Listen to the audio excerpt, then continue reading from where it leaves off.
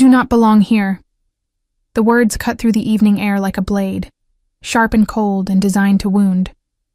Ilara stopped at the palace gates, her worn shoes scuffing against the ancient stone pathway that led to the grand entrance where hundreds of elegantly dressed women were gathering for the ritual of the blood moon. The voice belonged to Lady Seraphina Nightshade, daughter of the High Chancellor, her silver gown shimmering under the moonlight like liquid mercury, her perfectly styled black hair cascading down her back in waves that probably took 3 servants' hours to achieve. Seraphina stood flanked by her usual entourage of noblewomen, all of them looking at Ilara with expressions ranging from amusement to outright disgust. "Did you lose your way back to the kitchens, little mouse?" Seraphina continued, her crimson lips curving into a smile that held no warmth. "Or did you actually think you could participate in the ritual? You who does not even have a wolf?" The laughter that followed felt like tiny needles pricking Ilara's skin. She had known this would happen. She had told herself 1,000 times on the walk from the servants' quarters that she should turn back, that coming here was madness, that she had no business standing among the eligible women of the realm. But something had pulled her here tonight, something she could not name or explain, a force that felt older than words and stronger than fear. "I was summoned," Ilara said quietly, her voice barely carrying over the murmurs of the crowd that was beginning to gather around them, drawn by the promise of entertainment at someone else's expense. The decree said all women of age in the kingdom. Seraphina's laugh was like breaking glass. The decree was meant for women, not servants, not wolfless abominations who should have been cast out at birth. She stepped closer, close enough that Ilara could smell her expensive perfume, something with notes of jasmine and dominance. "Tell me, little mouse, what do you think will happen when you stand before Alpha King Demon? Do you think he will look at you and see his destined mate? A girl who scrubs floors and empties chamber pots? A girl whose own parents abandoned her because she was defective?" Each word was carefully chosen, each one finding its mark. Ilara felt her cheeks burn with shame, but she held her ground. She had survived 22 years of this treatment, 22 years of being less than nothing in the eyes of everyone around her. One more night would not break her. "I will take my chances," she said, surprised by the steadiness in her own voice. "If the moon goddess wills it." The slap came so fast that Ilara did not see it coming. Her head snapped to the side, her cheek exploding with pain as Seraphina's hand connected with her face. The crowd gasped, but no one moved to help her. No one ever did. "Do not speak of the moon goddess," Seraphina hissed, her beautiful face twisted with genuine anger. "Now, do not dare invoke her name when you are an insult to her creation. You have no wolf. You have no family. You have no worth. And you certainly have no right to stand at these gates pretending you are anything other than the trash you were born to be." Ilara stumbled backward, her hand pressed to her burning cheek, tears stinging her eyes despite her best efforts to hold them back. She should leave. She should turn around and run back to the safety of the kitchens where at least the cruelty was familiar and expected. But her feet would not move. That strange pull she had felt all evening was stronger now, thrumming through her bones like a second heartbeat, anchoring her to this spot as surely as if roots had grown from her feet into the earth below. What is happening here? The new voice cut through the tension like a knife through silk, deep and commanding and carrying an authority that made everyone, including Seraphina, freeze. Beta Marcus stepped through the crowd, his tall frame and military bearing making people instinctively move aside. He was second in command to the Alpha King himself, a warrior with eyes that missed nothing and a reputation for fairness that was rare among the higher ranks. His gaze swept over the scene, taking in Seraphina's raised hand, Ilara's reddening cheek, the circle of onlookers who suddenly found the ground very interesting. "Lady Seraphina," Marcus said, his tone carefully neutral, but with an edge that suggested he saw exactly what had transpired. "Is there a problem?" Seraphina's expression smoothed instantly into one of innocent concern. Not at all, Beta Marcus. I was simply informing this servant that she has made a mistake in coming here. The ritual is for eligible women of proper standing. Surely you agree that there are standards that must be maintained.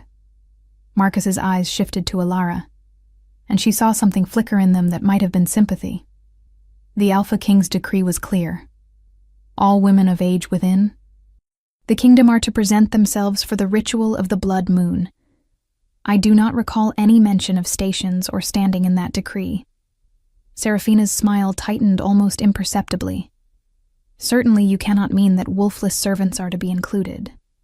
That would be a mockery of the ritual itself, of the sacred bond between true mates. The Alpha King seeks a queen, not a kitchen maid. She said the last words with such venom that several women in the crowd tittered nervously. Marcus studied Seraphina for a long moment, long enough that her smile began to falter. What the Alpha King seeks is not for you or I to determine, Lady Seraphina. That is between him and the moon goddess. If this young woman wishes to participate in the ritual, she has every right to do so. Unless you believe you know the will of the goddess better than she does herself. It was a masterful trap, and Seraphina knew it. To argue further would be to question the goddess, which could be seen as heresy. Her eyes flashed with barely contained rage, but she forced another smile. Of course not, Beta Marcus. I simply worry for the poor girl. The ritual can be overwhelming even for those of us trained in court protocols. I would hate to see her humiliate herself. The false concern in her voice made Alara's stomach turn, but she found herself speaking before she could think better of it. I appreciate your concern, Lady Seraphina, but I am quite capable of handling whatever comes. The words emerged stronger than she felt, and she saw genuine surprise flash across several faces in the crowd. Servants did not speak back to nobility. Servants especially did not speak back to Seraphina Nightshade. But Alara was done being silent. If she was going to be humiliated, if she was going to be proven worthless and defective in front of the entire kingdom, then at least she would face it with her head held high. Seraphina's eyes narrowed to slits. You will regret this, she said softly, her voice pitched low enough that only Alara could hear. Before this night is over, you will wish you had stayed in your place. Then she turned with a swirl of silver silk and swept through the gates, her entourage following like planets orbiting a dark star. The crowd began to disperse, whispers and giggles following in their wake. But Alara barely noticed. She was staring at the gates themselves, massive structures of iron and stone that had stood for centuries, covered in intricate carvings of wolves and moons and symbols she did not recognize. As Beta Marcus gestured for her to follow the other women inside, Alara reached out almost unconsciously and placed her palm against the cold metal of the gate. The world exploded into silver light. It was not a gentle glow or a soft shimmer. It was a detonation of pure luminescence that erupted from the ancient runes carved into the gates, racing along the metal tracery like lightning through storm clouds, illuminating symbols that had not shone in over 1,000 years. Alara gasped and tried to pull her hand away, but she could not move. The light was pouring through her now, racing up her arm and spreading through her chest, filling her veins with liquid moonlight and making her skin glow as if she had swallowed the moon itself. Around her, women screamed and stumbled backward. Beta Marcus swore and reached for her, but the light intensified when he got close, forcing him back. And in the palace above, in the throne room where Alpha King Demon was preparing for the ritual, he felt it. The bond snapped into place with the force of a physical blow, stealing his breath and driving him to his knees. His wolf surged forward with a roar of recognition that shook the walls, and for the first time in his 30 years of life, Demon understood what the ancient texts meant when they spoke of true mates. She was here. His other half, the one the moon goddess herself had created to stand beside him. And she was in danger. Demon was moving before conscious thought caught up with instinct, his powerful legs carrying him through the palace corridors at a speed that would have been impossible for a human. Behind him he heard his gamma, Stefan, calling out in confusion, but he did not stop. He could not stop.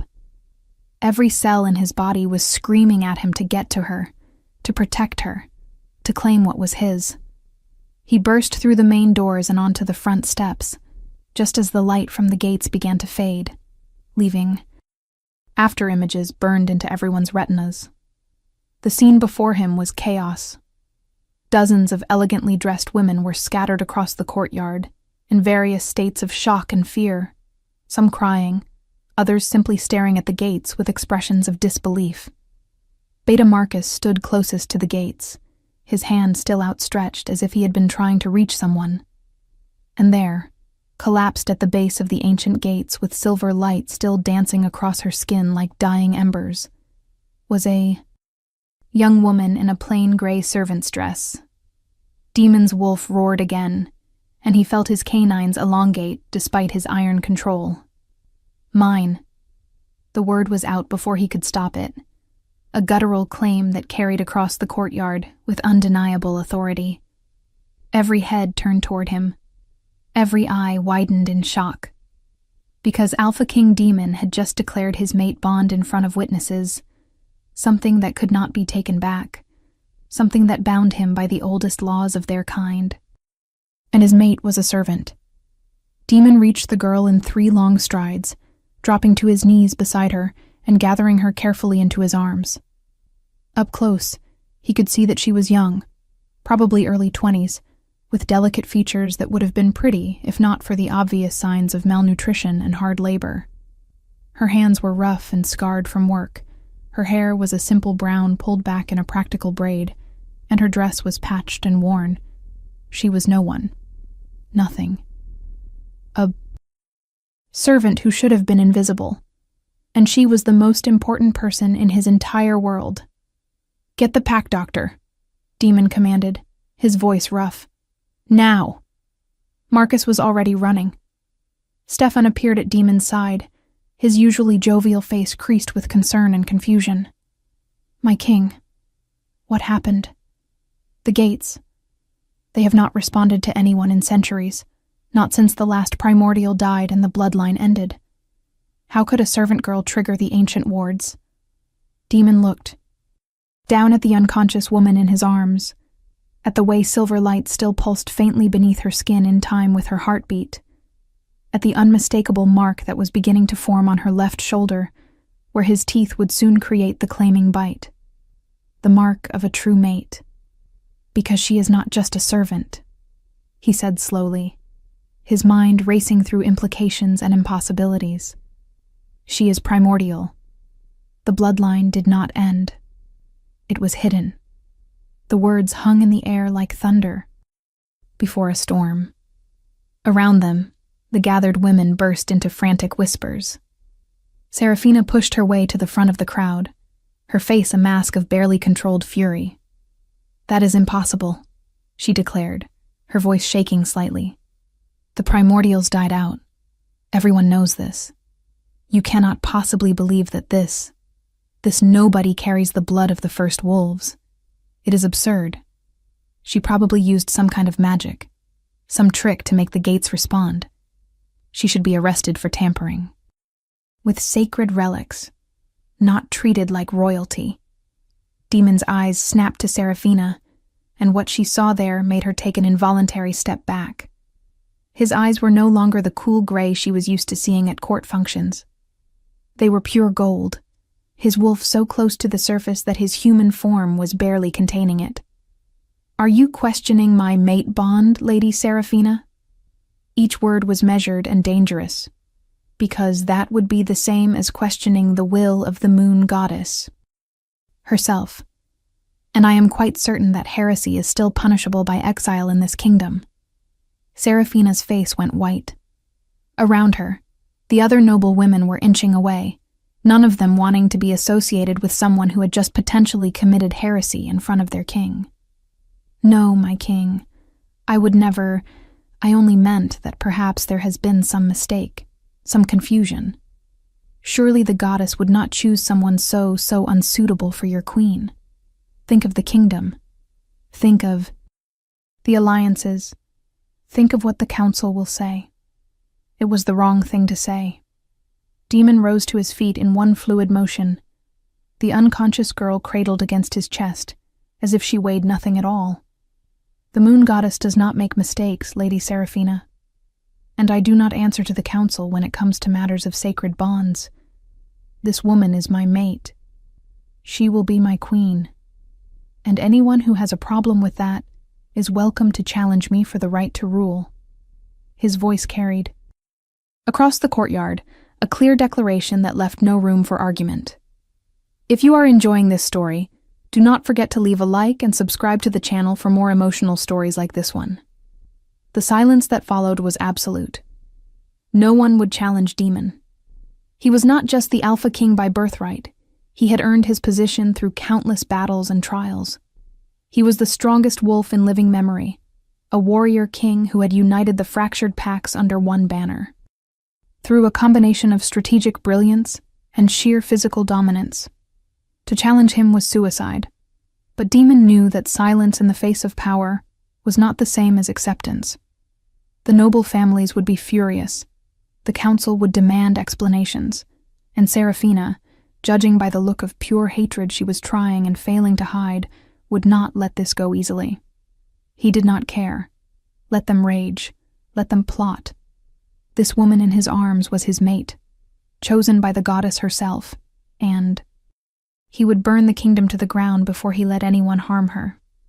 Stefan, he said quietly, I want guards posted outside the medical wing. No one gets in or out without my direct permission.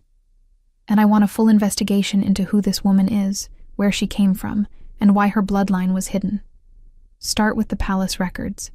If she has been working here, there will be documentation. Stefan nodded and hurried off to carry out the orders. Demon turned back toward the palace, ignoring the stares and whispers that followed him. The ritual would have to wait. Everything would have to wait until his mate was safe and conscious, and he could begin to understand what the moon goddess had planned. Because there was no doubt in his mind that this was part of a larger design. The gates responding, the primordial blood, the timing of it all. It was too perfect to be coincidence. The goddess was moving her pieces across the board, and Demon had just become a key player in whatever game she was orchestrating.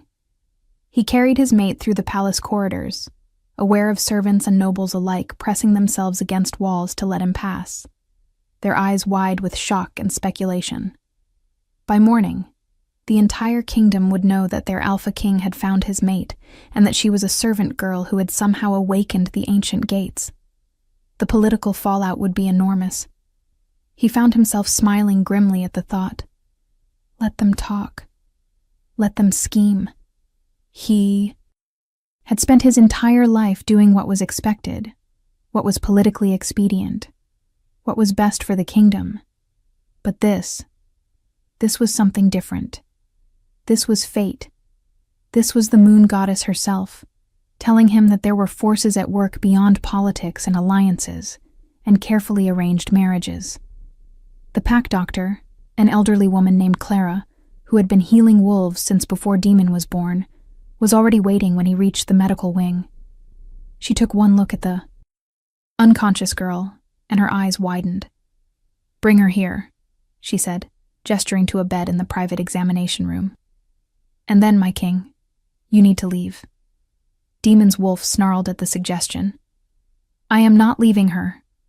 Clara met his eyes without flinching, one of the few people in the kingdom who could do so.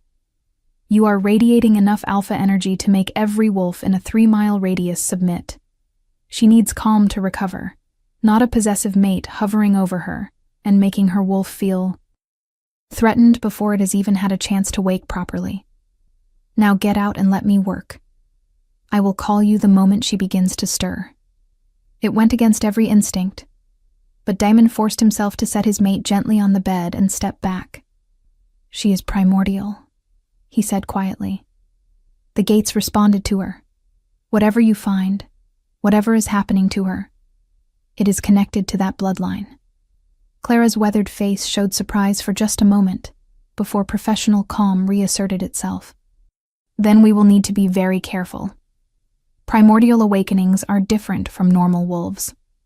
The old texts speak of transformations that could last days, visions, physical changes. I will monitor her closely.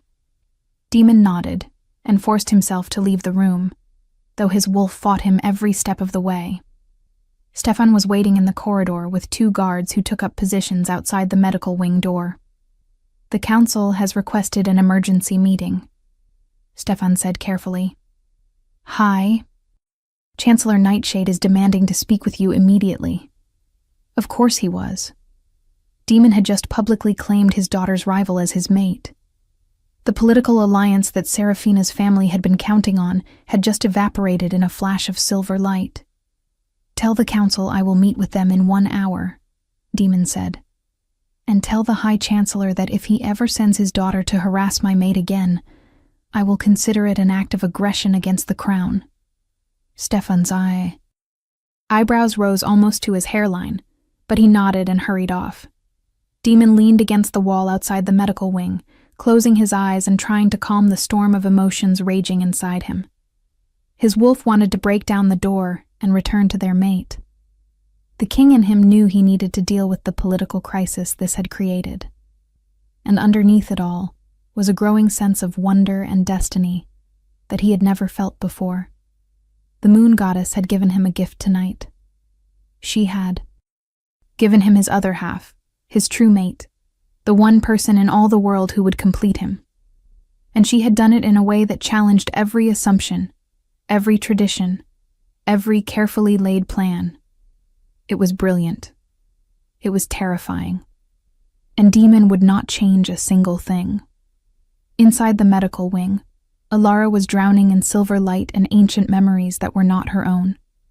She could see wolves running through primordial forests, could feel the power of the first transformation, could hear the voice of the moon goddess herself, speaking words in a language that no living being remembered, but that Alara understood in her soul.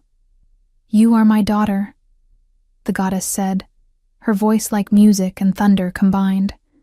Hidden and protected until the time was right, the kingdom faces a darkness that is returning, a shadow from the age before wolves walked as men.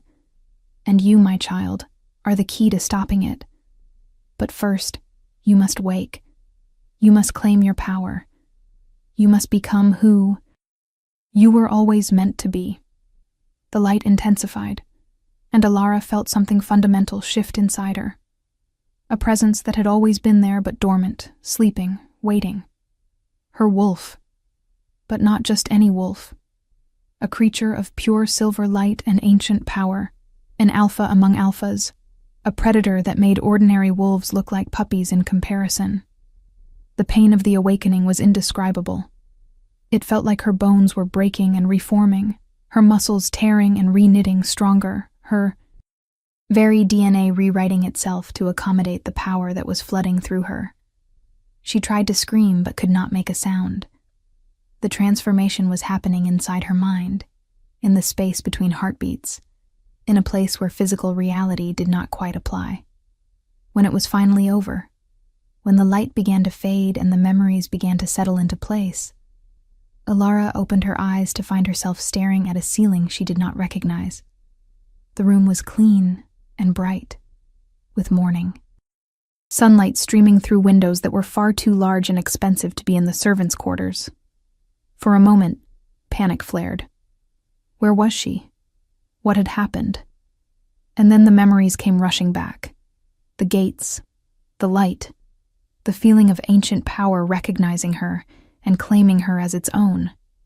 She sat up slowly, her body feeling strange and new, like she was wearing skin that fit better than the old one had. Her hands looked the same, but felt different, stronger, more capable. She could hear things she had never heard before, the heartbeats of people in distant rooms, conversations happening floors away, the rustle of wind through trees outside. Easy, a gentle voice said, and Alara turned to see an elderly woman sitting in a chair beside the bed, her kind eyes studying Alara with professional interest. "You have been unconscious for almost 10 hours. Your body has been through a significant transformation. You need to take things slowly." 10 hours. Alara's mind struggled to process that. "Where am I?" Her voice came out rough and unused. "The Palace Medical Wing. You are safe. My name is Clara, and I am the Pack Doctor. You collapsed after touching the ancient gates. Do you remember what happened?" Alara nodded slowly. "There was light. So much light. And voices, memories that were not mine. The moon goddess, she spoke to me. She said I am." She trailed off, the words sounding insane even to her own ears. "Primordial," Clara finished. "Yes, child. You carry the blood of the first wolves, a bloodline everyone believed extinct. The gates recognized you and triggered your awakening. Your wolf has been dormant your entire life, sleeping and waiting for the right moment to emerge. That moment was last night." Alara stared at her hands, at the faint silver glow that seemed to pulse beneath her skin. "I have a wolf?" She had spent her entire life being called defective, broken, worthless because she was wolfless. And now, this woman was telling her that she had not been defective at all, just dormant. "You have more than a wolf, child. You have one of the most powerful wolves I have ever encountered. When your transformation is complete, when you learn to shift fully, you will be a force unlike anything this kingdom has seen in 1,000 years. But that is a discussion for later. Right now, there is someone who desperately wants to see you." As if on cue, the door burst open, and Alpha King Demon strode in, his presence filling the room like a thunderstorm barely contained in human form. Alara's breath caught in her throat. She had seen the king before, of course, from a distance when he walked through the palace or addressed the staff. But she had never been this close to him, never felt the sheer power that radiated from him like heat from a flame. He was tall, well over 6 feet, with broad shoulders and a warrior's build that his formal clothing could not hide. His dark hair was slightly disheveled, as if he had been running his hands through it repeatedly, and his gray eyes were fixed on her with an intensity that made her want to both run away and move closer at the same time. "You are awake," he said, and his voice was rough with emotion he was barely controlling. "Thank the goddess." He moved toward the bed, and Alara found herself pressing back against the pillows, suddenly very aware that she was in a nightgown she did not remember putting on, and that the most powerful man in the kingdom was looking at her like she was the only person in the world. "My king," she whispered, lowering her eyes in automatic deference. "I am sorry. I did not mean to cause trouble. I should not have come to the gates. I will return to my duties immediately. Look at me," Demon interrupted, his voice carrying a note of command that her newly awakened wolf responded to instinctively. Her eyes snapped up to meet his, and the moment their gazes locked, the world shifted. The mate bond, which had been forming in potential when she touched the gates, snapped fully into place now that she was conscious and aware. It was like a rope of pure golden light stretching between them, connecting their souls in a way that was both terrifying and absolutely right. Alara gasped, her hand flying to her chest where she could feel the bond settling into place, warm and solid and unbreakable. Demon's expression softened, and he closed the remaining distance between them, kneeling beside the bed so that they were at eye level. "You are my mate," he said quietly, his hand reaching out to cup her cheek with a gentleness that seemed impossible from someone so powerful. "Chosen by the moon goddess herself. You do not bow to me. You do not apologize to me. You stand beside me as my equal, as my queen, as my other half. Do you understand?" Alara's mind was reeling. This could not be real. Things like this did not happen to girls like her.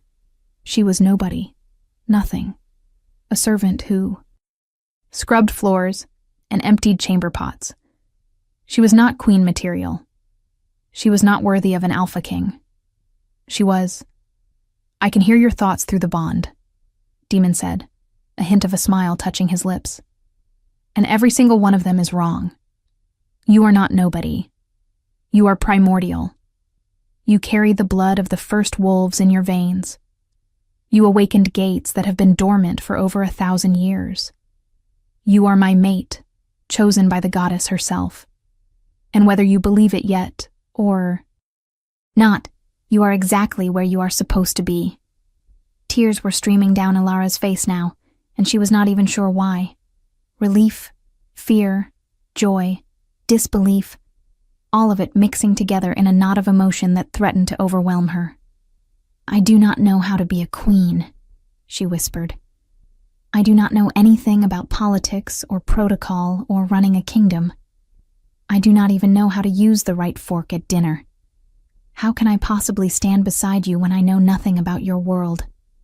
Demon's smile widened, and he leaned forward to press his forehead against hers, a gesture of intimacy and trust that made Alara's newly awakened wolf purr with contentment.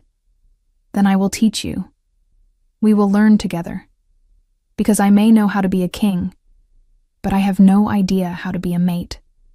I have no idea how to share my life with someone, how to trust someone with all of myself, how to build something real instead of just maintaining political alliances. We are both stepping into unknown territory, but we will do it together." The words were exactly what she needed to hear.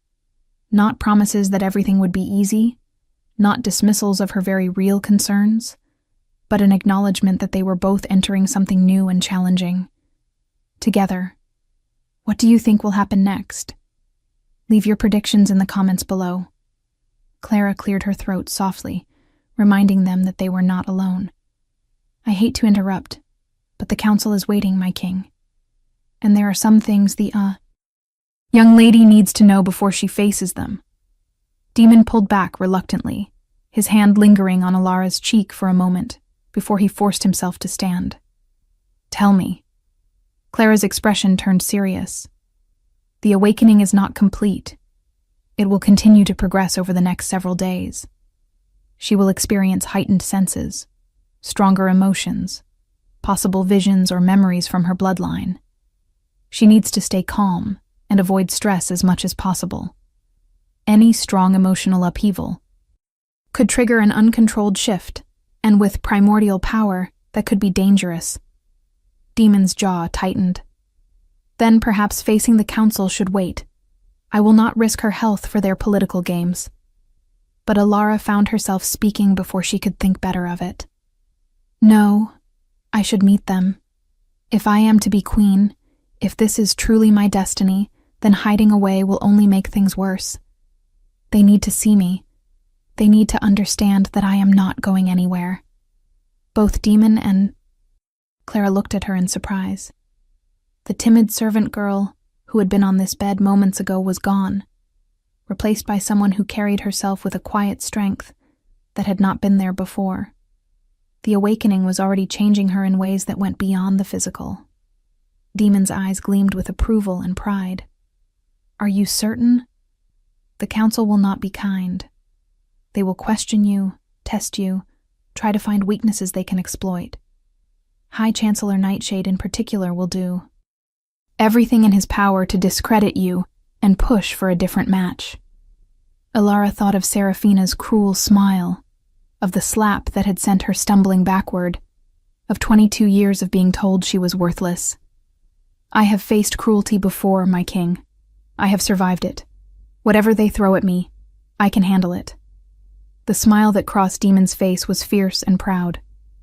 "Then we face them together. But first, you need clothing befitting your new position. I will have the royal. Seamstress, bring options to your chambers." Your chambers. The word sent another wave of unreality through Alara. She had chambers now. She was not a servant anymore. Her entire world had changed in the space of a single night. "Actually," Clara interjected, "I would recommend she wear something simple. The council is already going to be resistant to her because of her background. Dressing her in royal finery immediately might seem like she is trying too hard, like she is playing dress-up. But if she appears before them in something modest yet dignified, it shows confidence without arrogance. It was good advice, and Demon nodded slowly. Very well. Something simple but appropriate. And Alara? He paused until she met his eyes. Remember that you do not have to prove anything to them. You are my mate. That is the only credential that matters. Everything else is just politics, and I have been navigating those waters my entire life. Trust me to handle them. Alara wanted to trust him. But years of fending for herself, of learning that the only person she could rely on was herself, made it hard to simply hand over control. Still, she nodded. I trust you. The words felt like a promise, like the first real commitment she had made to this impossible new reality. Demon leaned down and pressed a soft kiss to her forehead, a gesture that was somehow more intimate than anything else that had passed between them. I will see you in 1 hour. Clara will help you prepare. And, Alara, you are stronger than you know. Never forget that. Then he was gone, striding from the room with the controlled power of a predator, leaving Alara alone with Clara and a whirlwind of emotions she was not sure how to process. The next hour passed in a blur of activity. Clara helped her bathe and dress in a simple but elegant gown of deep blue that brought out the unusual silver undertones in her eyes that had not been there before the awakening. A maid came to arrange her hair, pulling it back, in a style that was far more sophisticated than Alara's usual practical braid, but still understated. Clara also spent time explaining the basics of court protocol, which members of the council were likely to be hostile, and how to address them without showing either weakness or arrogance. By the time a guard knocked on the door to escort her to the council chambers, Alara felt like her head was spinning with information, and her stomach was twisted into knots. But she forced herself to stand, tall, to channel the strength she had felt when the ancient power had awakened inside her. She was primordial. She was the Alpha King's mate. She was chosen by the moon goddess herself, and she would not let fear control her anymore. The council chambers were exactly as intimidating as Alara had imagined. A long table made of dark wood dominated the center of the room, surrounded by high-backed chairs occupied by the most powerful members of the kingdom. High Chancellor Nightshade sat at the far end, his expression cold and calculating, his resemblance to his daughter evident in the sharp angles of his face and the cruel intelligence in his eyes. Around him sat the heads of the other major families, the military commanders, the advisors who had served kings for generations. And at the head of the table, looking every inch the warrior king, sat Demon. His eyes found hers the moment she entered, and the mate bond flared to life between them, steadying her, reminding her that she was not alone. Demon stood as she approached, a gesture of respect that made several council members shift uncomfortably. Council members, allow me to introduce Alara, my mate and your future queen. The silence that followed was heavy enough to crush stone. High Chancellor Nightshade was the first to speak, his voice dripping with barely concealed contempt. With all due respect, my king, this is highly irregular. We have not even had time to verify her identity, to understand who she truly is or where she came from. For all we know, she could be a plant from a rival kingdom, using dark magic to manipulate the ancient wards and deceive you into believing she is your mate. Demon's eyes flashed gold with barely restrained fury. Are you suggesting that I, an Alpha King with over 30 years of experience, cannot tell the difference between true mate bond and manipulation? Are you suggesting that the moon goddess herself has been deceived? It was a dangerous accusation, and Nightshade knew it. He held up his hands in a placating gesture. Of course not, my king. I would never question the goddess or your judgment. I simply believe that in matters of such importance, we should proceed with caution. The young woman's background is, shall we say, questionable. She has no family, no history, no connections. She appeared at the palace as a child and has worked in the kitchens ever since. We know nothing about her parents or her lineage, and now we are expected to accept her as queen based solely on a flash of light at the gates? Another council member, Lady Morgana, an elderly wolf with shrewd eyes and a reputation for fairness, spoke up. High Chancellor, the gates have not responded to anyone in over 1,000 years. The runes that activated are primordial in origin, designed to recognize only those of the oldest and purest bloodlines. If the gates acknowledged her, then her lineage is beyond question, regardless of her personal circumstances. Nightshade's jaw tightened. Or perhaps someone found a way to activate the wards artificially. Dark magic has grown more common in recent years. We cannot rule out the possibility of tampering. If you want to see how this story ends, make sure you are subscribed with notifications on. Elara felt anger rising inside her, hot and fierce, and with it came a surge of power that made the air in the room crackle with energy. Every wolf present felt it, their instincts responding to the presence of an alpha predator. She had not said a word yet, but suddenly every eye in the room was fixed on her, not with contempt or suspicion, but with the primal wariness of those who recognized a superior force. I did not tamper with anything, Elara said quietly, her voice carrying despite its softness. I did not use dark magic. I did not manipulate anyone. I simply touched the gates because something inside me told me to, and they responded to blood that I did not know I carried. If that is not enough proof for you, High Chancellor, then perhaps you should take your concerns directly to the moon goddess herself. I am sure she would be fascinated to hear how you know better than she does about her own designs. The council chamber erupted into shocked murmurs. Servants did not speak to High Chancellors that way. Servants certainly did not challenge nobility in front of the king and council. But Elara was not a servant anymore, and she was done being silent.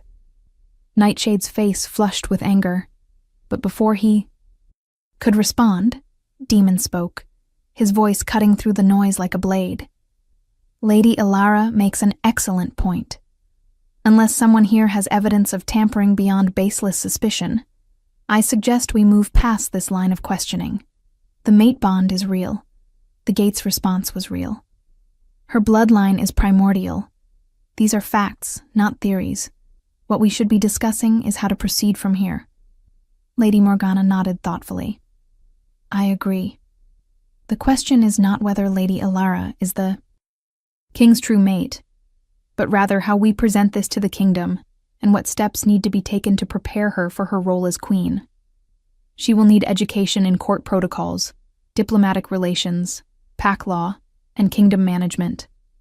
She will need a household staff, advisors, guards. These are practical matters that require planning, not philosophical debates about fate and destiny. It was a masterful redirect, and Elara felt a surge of gratitude toward the older woman. She was providing a path forward that acknowledged Elara's position, while also giving the council something concrete to focus on besides their objections. I am willing to learn, Elara said, addressing Lady Morgana directly. I understand that my background has not prepared me for this role. But I am not afraid of hard work, and I am not afraid of challenge. I will do whatever is necessary to be worthy of the position the moon goddess has given me. She saw approval flash across several faces, though Nightshade and his allies still looked like they were chewing on glass. Demon stood and moved to stand beside Elara, his hand coming to rest on her lower back in a gesture of support and possessive claiming that every wolf in the room recognized. Lady Morgana, I am placing you in charge of Elara's education and preparation. You have my full authority to assemble whatever team you need. I want her ready for a formal presentation to the kingdom in 3 weeks. 3 weeks. Elara's stomach dropped. That was not very much time to learn everything she needed to know. But Morgana simply nodded, as if training someone to be queen in less than a month was a perfectly reasonable request. It will be done, my king. Lady Elara, you and I will begin tomorrow morning. Another council member, General Thorne, a grizzled warrior with scars covering half his face, spoke up. There is another matter we need to address. The gates responding has implications beyond just the mate bond. The primordials were not just powerful wolves. They were guardians, protectors against threats that ordinary wolves could not handle. The gates only awaken when such a threat is present or approaching. We need to be prepared for the possibility that something is coming, something that will require a primordial's power to stop. A chill ran down Alara's spine. She remembered the goddess's words from her vision. The kingdom faces a darkness that is returning, a shadow from the age before wolves walked as men. The goddess spoke to me during my awakening, Alara said slowly, and the room fell silent. She said there is a darkness returning, a shadow from the ancient times. She said I am meant to stop it, but she did not tell me what it is, or when it will come. The council members exchanged worried glances. Even Nightshade looked troubled, his personal vendetta momentarily forgotten in the face of a greater threat. Demon's hand tightened slightly on Alara's back, and she could feel his concern through the bond. Then we prepare for war, he said simply. General Thorne, I want increased patrols along all our borders, double the watch. If something is coming, I want advance warning. Lady Morgana, part of Alara's training needs to include understanding and controlling her primordial powers. If she is meant to face this threat, she needs to know what she is capable of. The general nodded grimly. I will see to it immediately, my king. Lady Morgana looked thoughtful. I may need to consult the old texts. In the Forbidden Archive, there are records from the primordial age that might give us insight into what kind of threats they faced and how they fought them. Such knowledge could be crucial. Demon nodded his approval, and the meeting continued for another hour, covering logistics and preparations and political considerations. Through it all, Alara stood beside Demon, learning, listening, beginning to understand just how complex the world she was entering truly was. By the time the council finally dispersed, she was exhausted, her newly awakened senses overwhelmed by all the information and emotion swirling through the room. As the last council member filed out, Nightshade paused at the door and turned back to look at Alara with cold calculation. Do not think this is over, girl. You may have fooled the gates and seduced the king, but I will be watching. One mistake, one slip, one moment of weakness, and I will make sure everyone sees you for what you truly are, a servant playing. At being royalty. Before Alara could respond, Demon was across the room, his hand wrapped around Nightshade's throat, slamming the older man against the wall with enough force to crack the stone. Let me make something perfectly clear, Chancellor. Demon's voice was a low growl, barely human.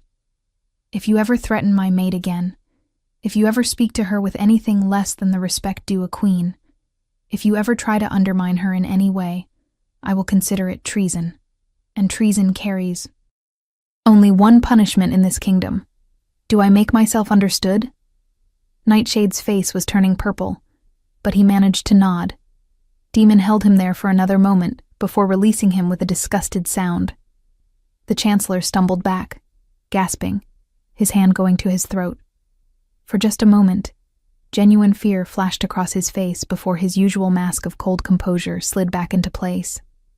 Understood, my king, he rasped, then practically fled from the room. The door slammed behind him, leaving Demon and Alara alone in the sudden silence. Alara was staring at Demon with wide eyes, her heart racing. She had never seen violence like that before, never witnessed the raw power and protective fury that an alpha king could unleash. It should have frightened her. Instead, her wolf was practically purring with satisfaction. He had defended her, claimed her, protected her from a threat. I apologize, Demon said, turning to face her, his eyes still faintly golden.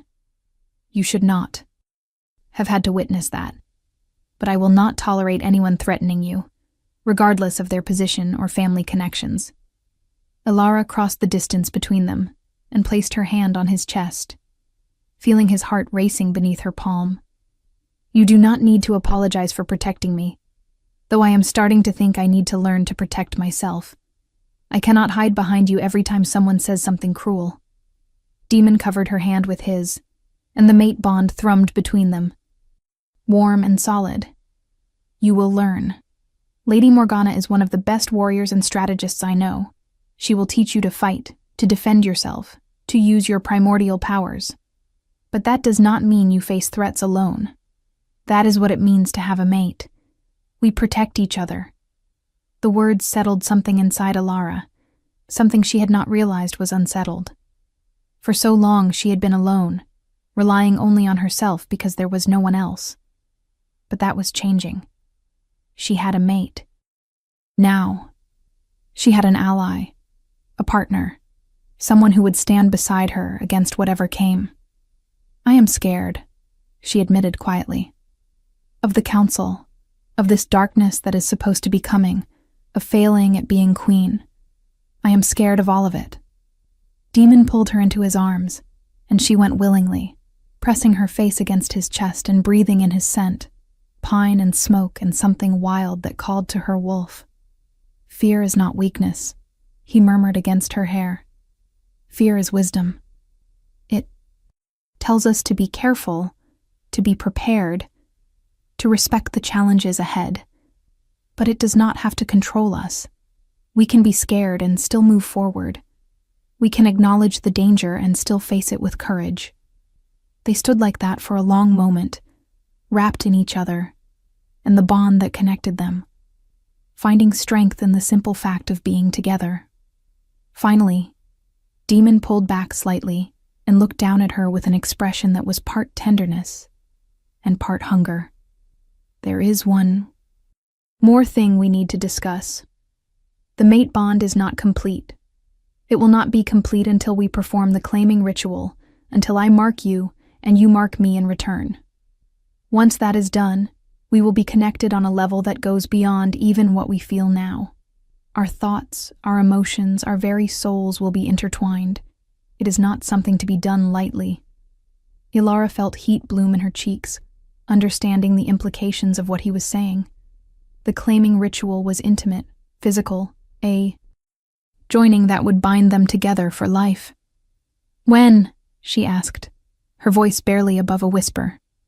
Demon's eyes darkened with desire, but his voice remained gentle. "When you are ready.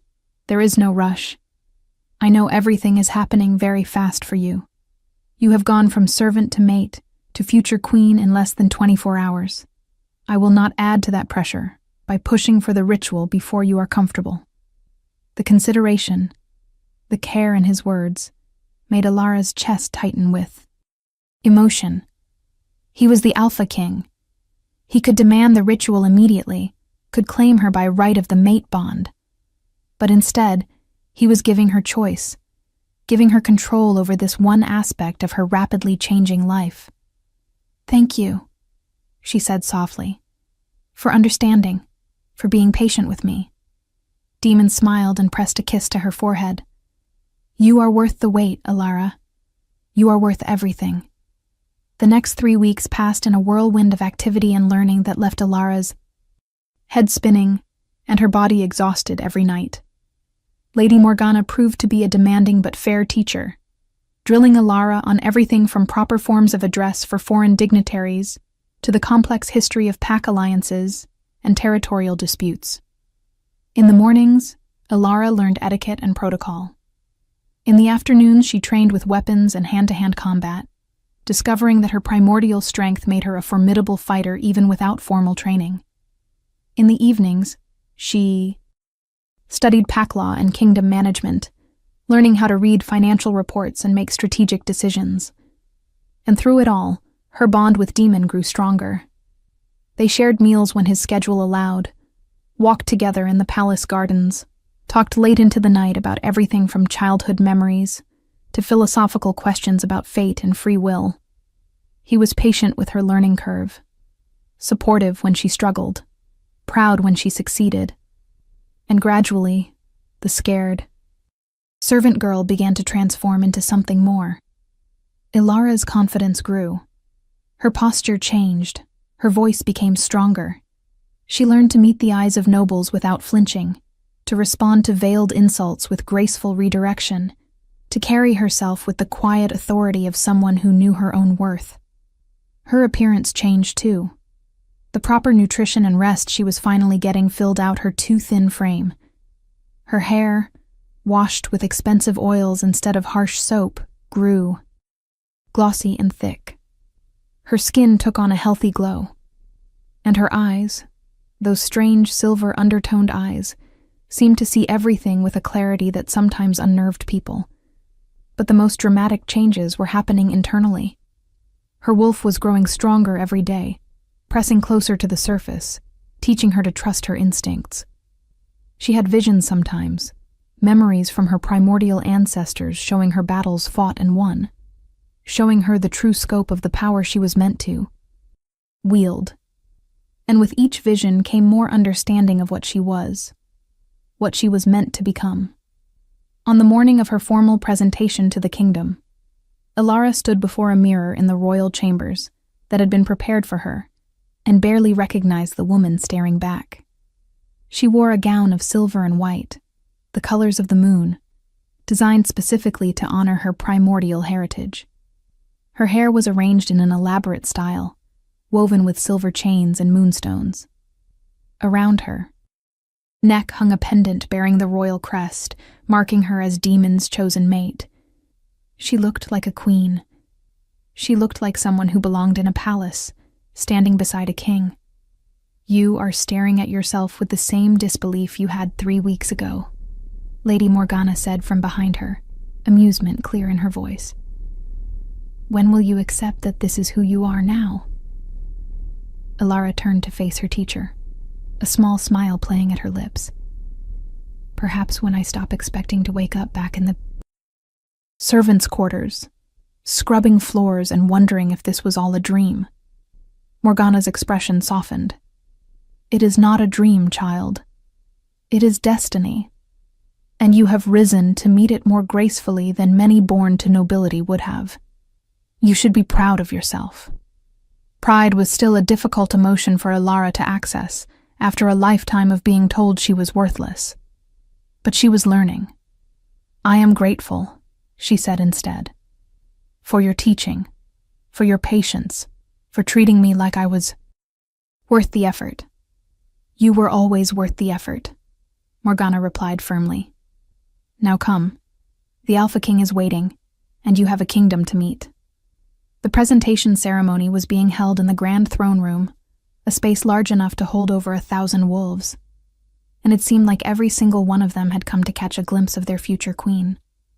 Elara could feel their eyes on her as she entered, could hear the whispers that followed her progress toward the throne where Demon waited.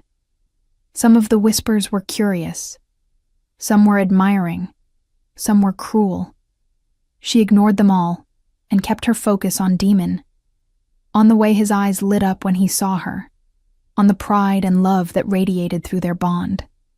When she reached the throne, he stood and descended the steps to meet her, taking her hands in his, in a gesture that made several people gasp. Kings did not descend to meet anyone. Kings remained seated while others approached. But Demon had never been one for unnecessary tradition, and he was making a statement now. His queen was his equal. His queen would stand beside him, not kneel before him. You are breathtaking, he murmured, low enough that only she could hear. Then, louder, for the assembled crowd. People of the Silver Moon Kingdom, I present to you Lady Elara, my true mate, chosen by the moon goddess herself, carrier of primordial blood, and your future queen.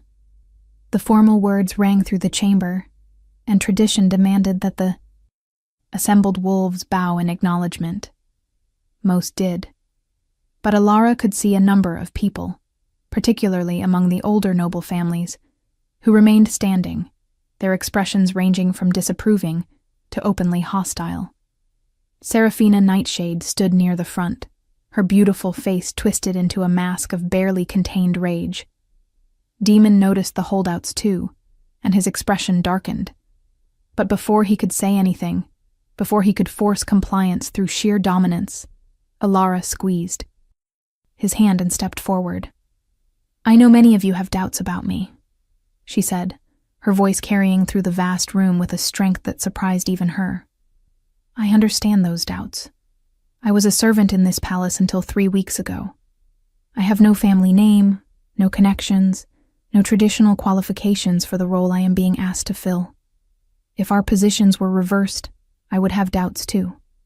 She paused, letting her words sink in, seeing some of the hostile expressions shift to confusion. This was not what they had expected. They had expected a defensive speech, or perhaps no speech at all. They certainly had not expected her to acknowledge their concerns openly. "But here is what I do have," Alara continued. "I have the blood of the primordials running through my veins, a bloodline that protected this kingdom for thousands of years before it was thought to be lost. I have the recognition of the ancient gates, wards that were created by the moon goddess herself, and have not responded to anyone in over a millennium. I have the mate bond with your Alpha King, a connection that cannot be faked or manipulated. And I have the will to learn, to grow, to become worthy of the trust you are being asked to place in me." She turned slowly, making eye contact with as many people as she could, letting them see the determination in her eyes. "I am not asking you to love me. I am not even asking you to like me. I am simply asking you to give me a chance to prove myself. Judge me by my actions, not my origins. Judge me by what I do for this kingdom, not where I came from. And if I fail, if I prove unworthy of the position the goddess has given me, then your doubts will be vindicated. But until that day, I will work every day to earn your respect and serve this kingdom to the best of my ability." The silence that followed her speech was deafening. Then, slowly, one person began to clap. It was Lady Morgana, her weathered face showing approval and something that might have been pride. Others joined in, the applause spreading through the crowd like ripples in a pond. Not everyone. Some, like Seraphina and her father, remained stone-faced and silent. But enough people were applauding that it felt like a victory. Demon pulled her close and whispered in her ear, "That was magnificent. You are magnificent." Alara felt warmth spread through her chest, the mate bond pulsing with his pride and love. Maybe, just maybe, she could do this. Maybe she could become the queen they needed. The ceremony continued with formal oaths and rituals, with Demon presenting Alara to each of the major families and receiving their pledges of loyalty. Most gave it willingly. A few gave it through gritted teeth, and the Nightshade family did not give it at all, citing some obscure protocol that allowed them to delay their pledge until after the formal mating ceremony. It was a calculated insult, and everyone in the room knew it. But Demon let it pass, not wanting to start a civil war on what should be a day of celebration. After the ceremony, there was a feast and celebration that lasted well into the night. Alara moved through the crowd with Demon at her side, accepting congratulations and well wishes, deflecting subtle insults with the grace Morgana had taught her, slowly beginning to learn the intricate dance of court politics. It was exhausting and exhilarating in equal measure. As the night was winding down and guests were beginning to depart, Seraphina appeared in front of them, her face flushed from wine, and her eyes glittering with malice. "Quite the performance today, Lady Alara," she said, her tone dripping with false sweetness. "You almost had me convinced that you belong here. Almost." Demon tensed beside Alara, but she placed a gentle hand on his arm, silently asking him to let her handle this. "Thank you, Lady Seraphina. I am glad you enjoyed it." Seraphina's smile sharpened. "Oh, I did not say I enjoyed it. I said, you almost convinced me. But we both know the truth, do we not? You are a pretender, a servant playing dress-up, and eventually everyone will see through the costume. The moon goddess does not make mistakes, people say. But I think she made a rather large one with you. If this story touched your heart, share it with someone who loves epic romance. Tell me in the comments, did you see this ending coming? The insult was blatant enough that several nearby conversations stopped, people turning to watch what would happen. Demon was vibrating with barely restrained fury, his wolf pushing for dominance. But Alara felt strangely calm. She had faced Seraphina's cruelty before. She had survived it. And now, standing here in her silver gown, with the mate bond connecting her to the most powerful wolf in the kingdom, with primordial power humming through her veins, Seraphina's words felt almost meaningless. You are entitled to your opinion, Lady Seraphina, Alara said quietly. But here's what. I know. The gates recognized me. The bond chose me. The goddess herself spoke to me during my awakening. If those things make me a mistake, then I am in excellent company. But if I were you, I would be very careful about questioning the goddess's choices. History shows she does not take kindly to that kind of hubris.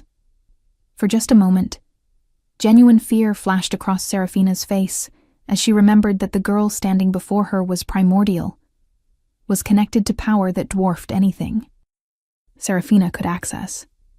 Then her mask slipped back into place. We shall see, she said coldly, then turned and swept away, her expensive gown trailing behind her like a threat. Demon pulled Alara close, his arms wrapping around her from behind, his chin resting on top of her head. You handled that beautifully. She was trying to provoke you, trying to make you lose control in front of witnesses, and you refused to take the bait. Alara leaned back against his solid warmth, feeling safe and protected and stronger than she had ever felt in her life. I am tired of letting her make me feel small. I am tired of letting anyone make me feel like I do not deserve to be here. Lady Morgana taught me that confidence is not about believing you are perfect. It is about believing you are worthy of growth and learning. And I am worthy of that. We all are. Demon turned her in his arms so he could look down at her, his eyes soft with something that made her heart race. I love you, he said. Simply. I know we have only known each other for 3 weeks. I know this is all happening impossibly fast. But I love you, Alara. Not because fate chose you for me. Because of who you are, how you face challenges, the strength you show even when you are terrified. I love you. The words hit Alara like a physical blow, stealing her breath and making her eyes sting with sudden tears. No one had ever said that to her before. No one had ever looked at her the way Demon was looking at her now. Like she was precious and rare and worth everything. I love you too, she whispered, and realized as she said it that it was completely true.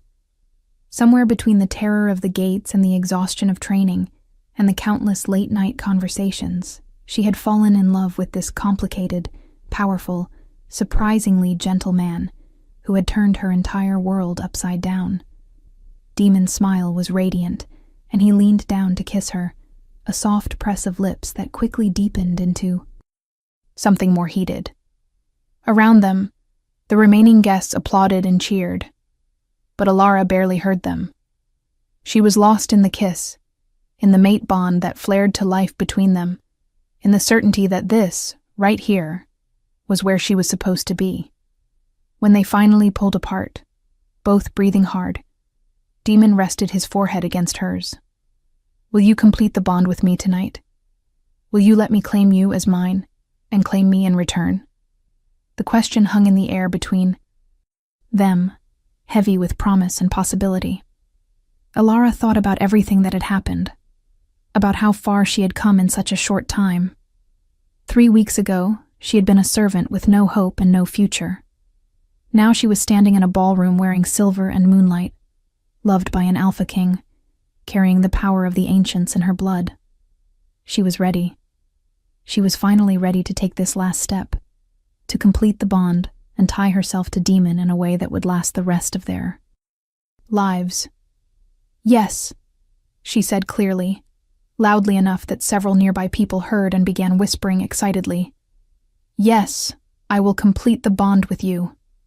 The claiming ritual was performed that very night in Demon's private chambers, a space that was both masculine and welcoming, with a massive bed that Alara tried very hard not to think about. Lady Morgana was there as witness, as tradition required, along with Stefan and Clara. But they stood at the far edge of the room, giving the couple as much privacy as the ritual allowed. Demon led Alara to stand before the windows where moonlight streamed through, bathing them both in silver light. The claiming ritual is more than just a physical act, he explained softly. It is a melding of souls, a permanent joining that will link us in ways beyond what even the mate bond provides.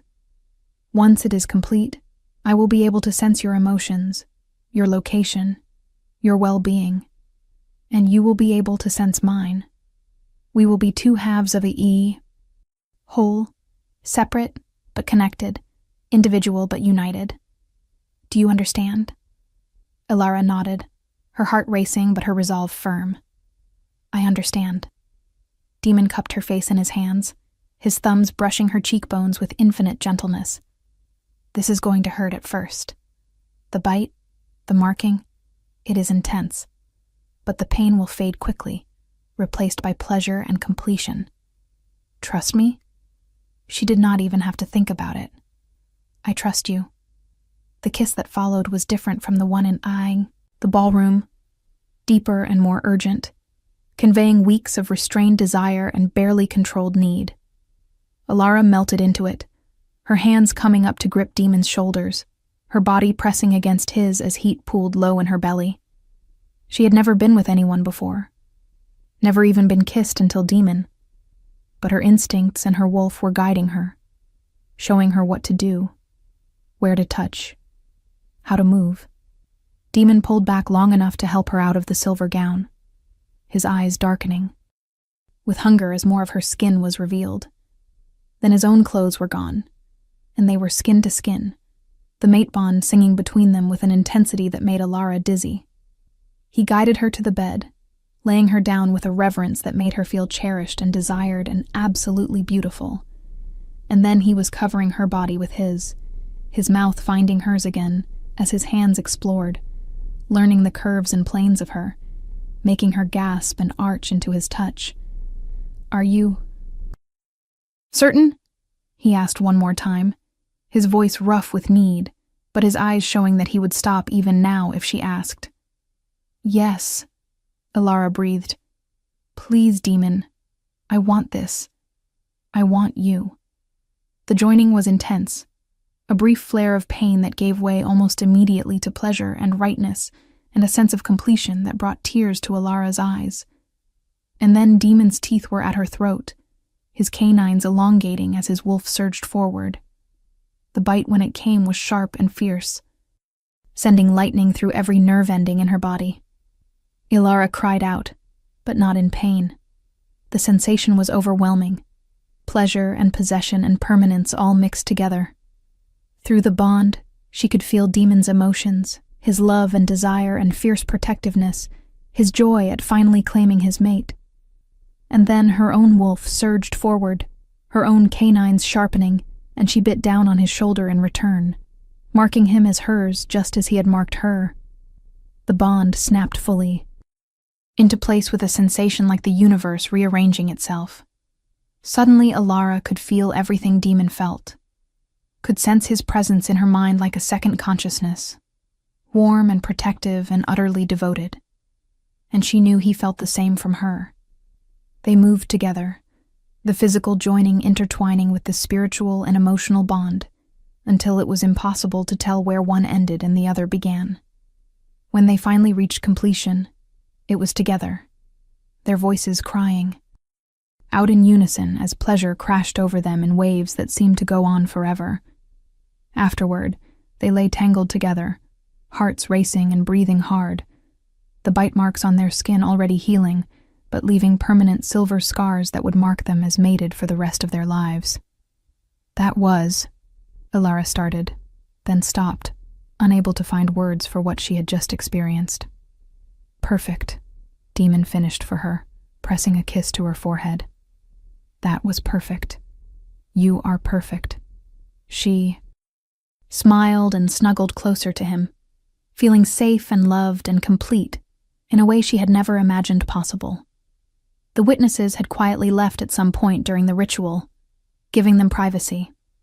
It was just the two of them now, mated and bonded and ready to face whatever came next. Together. They fell asleep, wrapped in each other's arms, the bond humming contentedly between them, and neither of them noticed the shadow that passed across the moon outside the window. Neither of them saw the way. The darkness seemed to pulse with malevolent life. Neither of them felt the ancient evil that was stirring in the forgotten places of the world, drawn by the awakening of primordial power, hungry and patient, and ready to reclaim what it had lost centuries ago. But they would feel it soon enough, because the real trial was just beginning, and Alara's true test would not be winning the acceptance of the court or learning to be a queen. It would be facing the darkness that her awakening had called. Fourth, the shadow that wanted nothing more than to consume the light she represented and plunge the kingdom into eternal night. But that was a battle for tomorrow.